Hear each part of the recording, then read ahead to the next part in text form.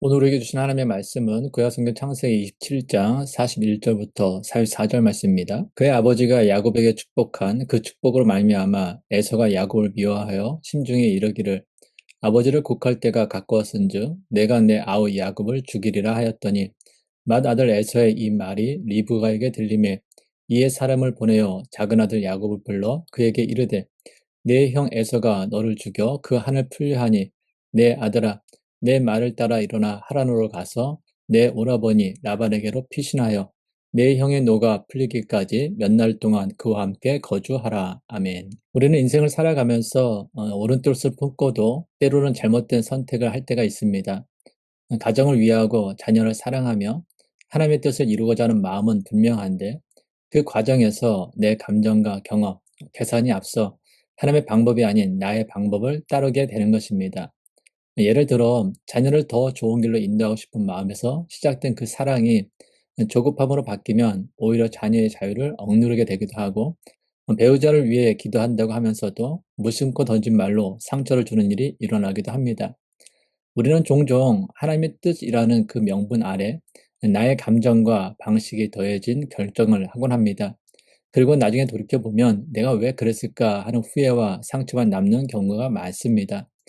오늘 우리는 창세기 27장을 통해 하나님의 뜻을 이루고자 했지만 잘못된 방법을 택했던 한 가정의 이야기를 함께 살펴보려 합니다. 그 안에서 우리 자신의 모습을 비춰보고 그럼에도 불구하고 여전히 일하시는 하나님의 은혜와 신실하심을 함께 발견하기 원합니다. 오늘 본문 1절 말씀입니다. 이삭이 나이가 많아 눈이 어두워 잘 보지 못하더니 맏아들 에서를 불러 이르되 내 아들아 하매 그가 이르되 내가 여기 있나이다 하니 이삭은 나이가 들어 시력이 약해졌고 자신이 곧 죽을 것이라는 생각에 사로잡혔습니다. 그래서 그는 장자인 에서를 불러 마지막 축복을 준비합니다. 오늘 본문 2절 말씀입니다. 이삭이 이르되 내가 이제 늙어 어느 날 죽을는지 알지 못하니 그러나 실제로 이삭은 이 시점 이후로도 80년을 더 살았습니다. 지금 이삭이 느낀 죽음의 임박함은 실제보다는 감정적인 두려움에서 비롯된 것이었습니다.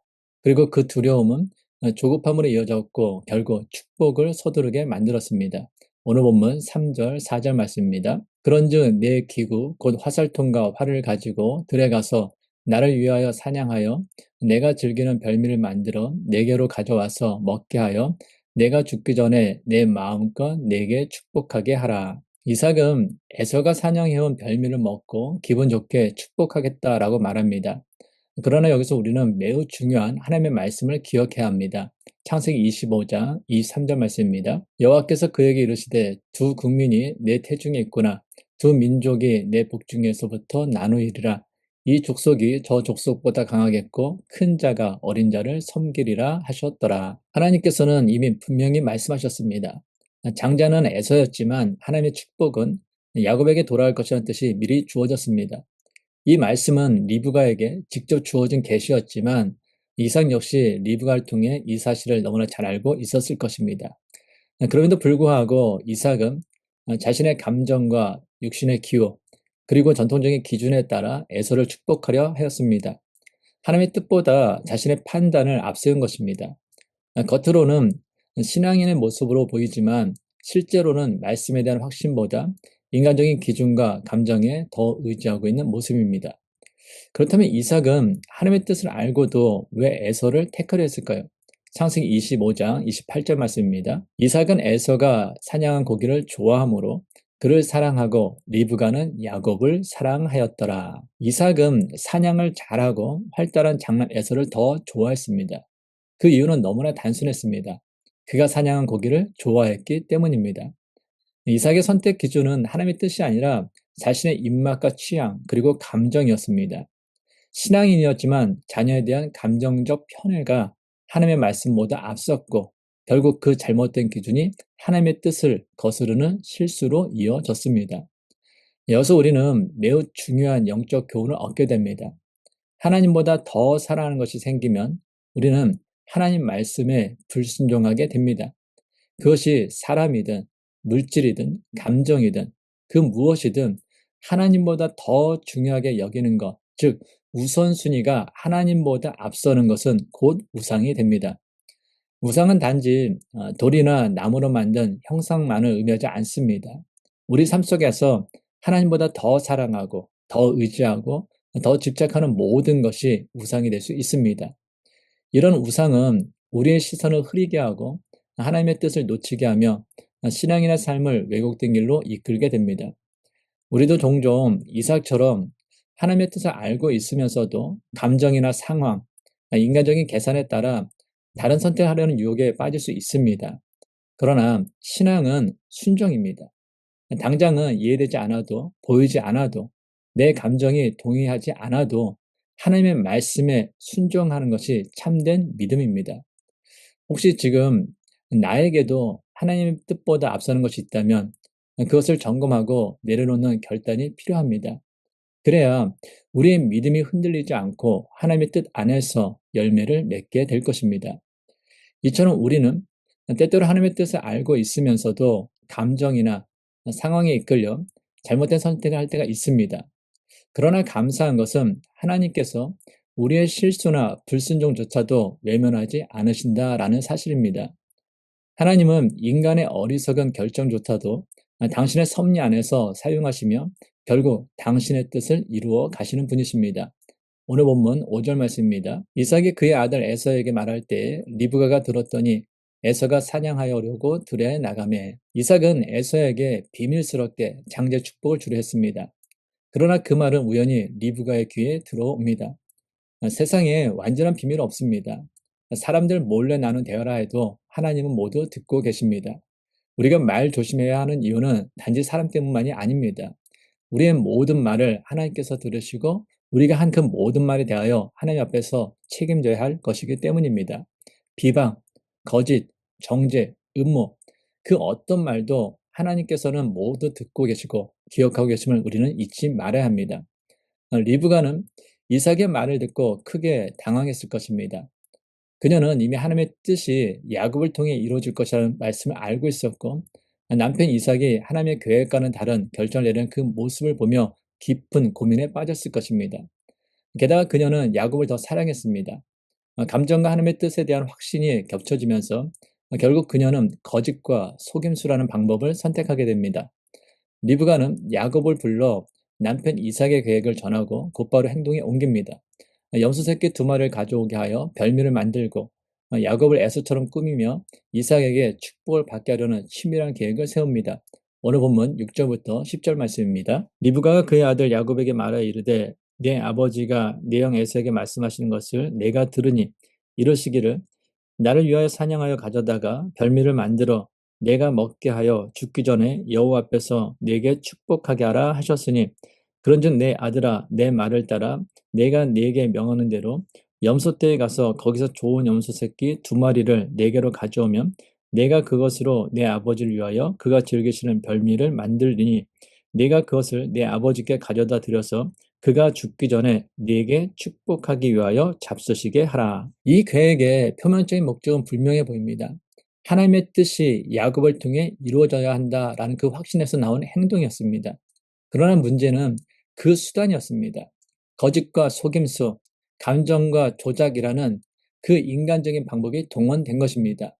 아마 리브가는 이렇게 생각했을지도 모릅니다. 남편이 하나님의 말씀을 어기려고 하니 내가 대신 바로잡아야겠다.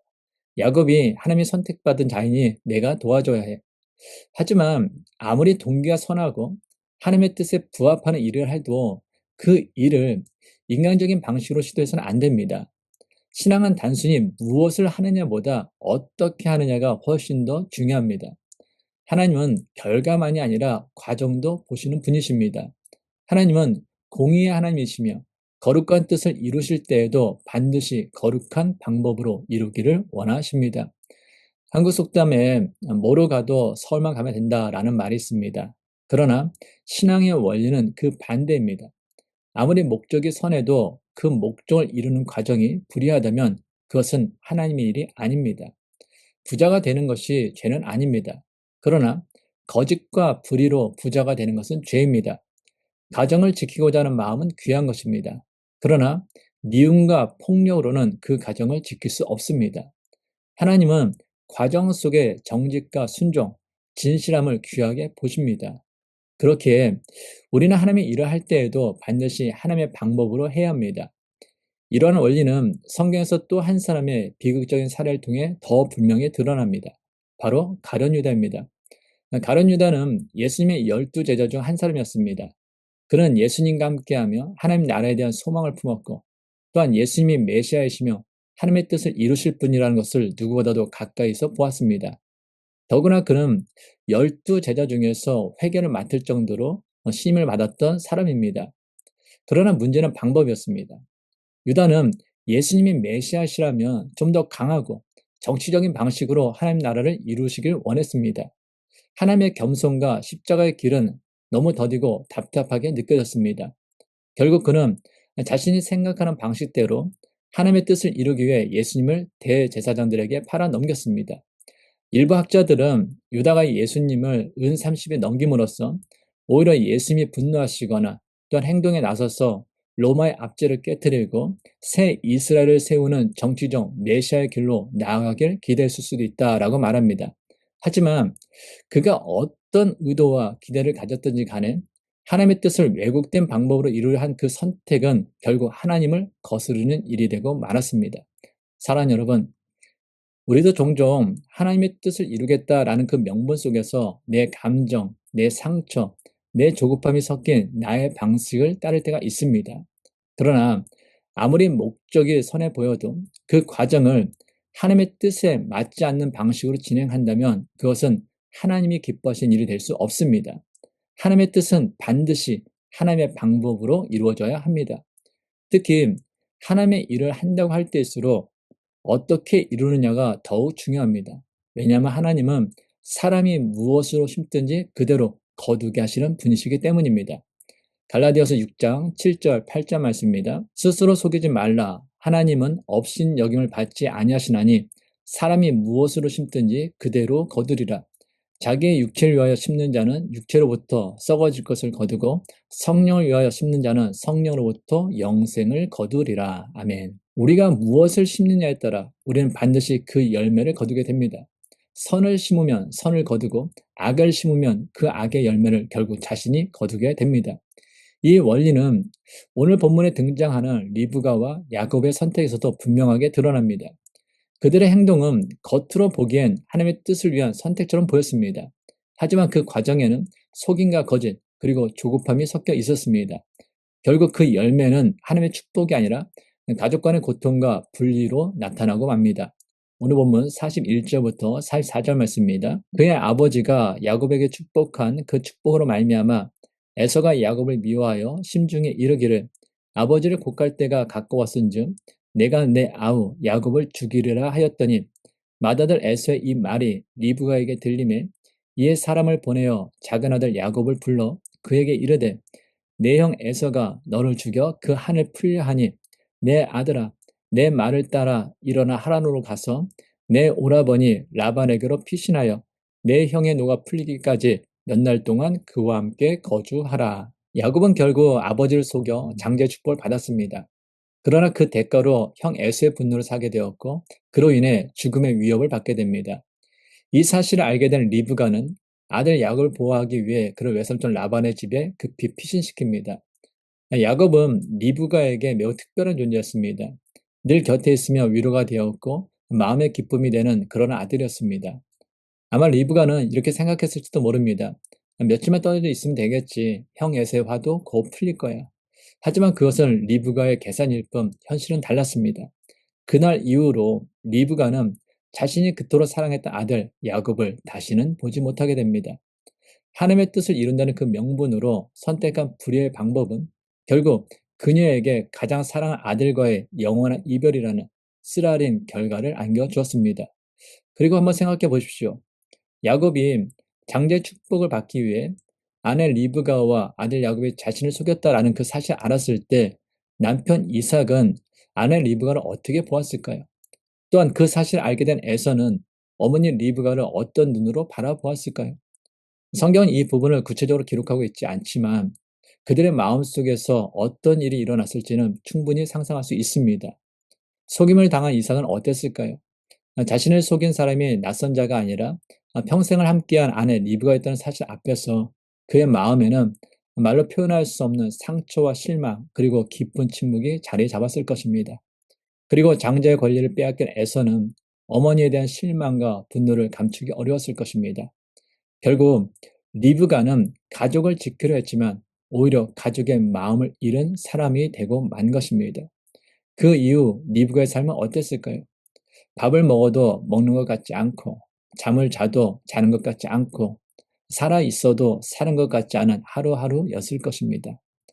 그녀는 매 끼니마다 마주 앉은 남편 이삭의 침묵 속에서 분노와 냉담이 담긴 아들 에서의 그 눈빛 속에서 자신의 선택이 가져온 무거운 결과를 감당하며 살아가야 했습니다. 무엇보다 가장 사랑했던 아들 야곱을 다시 보지 못한 채 그리움과 외로움 속에서 생을 마감하게 됩니다. 그녀는 하나님의 뜻을 이루고자 했지만 그 과정에 불의함이 결국 자신의 삶을 무너뜨리는 결과가 되어 돌아온 것입니다. 오늘 우리는 하나님의 뜻을 알면서도 인간적인 감정과 방법을 앞세웠던 리브가와 야곱의 이야기를 보았습니다. 그들의 선택은 하나님의 뜻이라는 명분 아래 행해졌지만 그 과정 속에서 거짓과 속임이 있었기에 결국 고통과 분리를 낳았습니다. 그러나 그 실수와 깨어짐 속에서도 하나님은 그들을 포기하지 않으시고 하나님의 방법으로 하나님의 때에 결국 하나님의 뜻을 이루셨습니다. 그렇습니다. 하나님은 실수하는 자를 책망하시기도 하지만 동시에 회복시키시고 다시 사용하는 분이십니다. 우리의 실패를 당신의 섭리 안에서 사용하시고 우리의 연약한 가운데서도 구속사의 역사를 이루어 가시는 분이십니다. 그러므로 여러분, 실수했더라도 멈추지 마십시오. 상처가 있다고 물러서지 마십시오. 죄책감에 눌려 하나님을 피해 숨지 마십시오. 하나님은 지금도 여러분을 부르고 계십니다. 다시 회복시키기 위해, 다시 사용하시기 위해, 다시 일으키시기 위해 기다리고 계십니다. 혹시 지금 여러분이 어떤 선택의 기로에 서 있다면, 하나님의 뜻을 따라 살고자 하는 그 간절함이 있다면 그 뜻을 이루는 방법과 태도도 하나님께 맡기십시오. 감정보다, 조급함보다, 내 방식보다 하나님의 방법을 신뢰하십시오. 자녀를 위한 결정 앞에서도, 관계의 어려움 앞에서도, 신앙의 길을 선택해야 하는 그 순간에도 하나님의 뜻을 하나님의 방법으로 이루기 위해 기도하고 기다리고 순종하십시오.